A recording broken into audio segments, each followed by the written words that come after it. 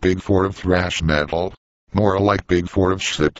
It's true that this piece of crap is bigger than the others.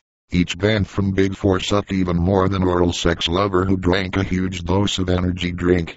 Let's start from Anthrax. But I think that they deserved a better name like gonorrhea.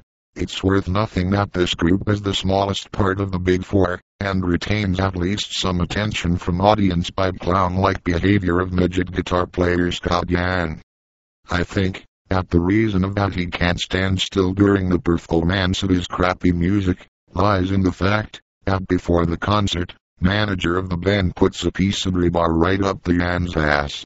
Another member of Anthrax, vocalist Joey Belladonna, tries to get some audience's attention by telling the stories about being a professional musician with vocal education. This is completely bullshit, cause he sings even worse than the horse patients with gastritis. Next band is Slayer. The main reason why this band sucks is another beardy midget with guitar, Kerry King. Obviously, a small length of his arms does not allow him to reach the upper strings.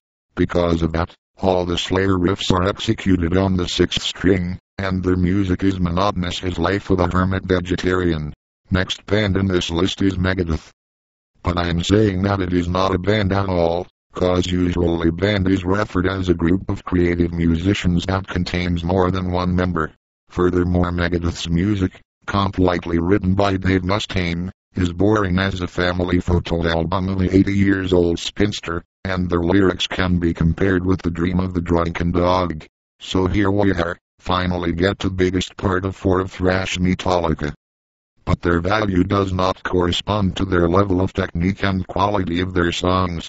Let's start with their frontman, James Hetfield, who can rightly be considered the worst singer in modern rock music, cause he can't sing even 2 notes without messing them up.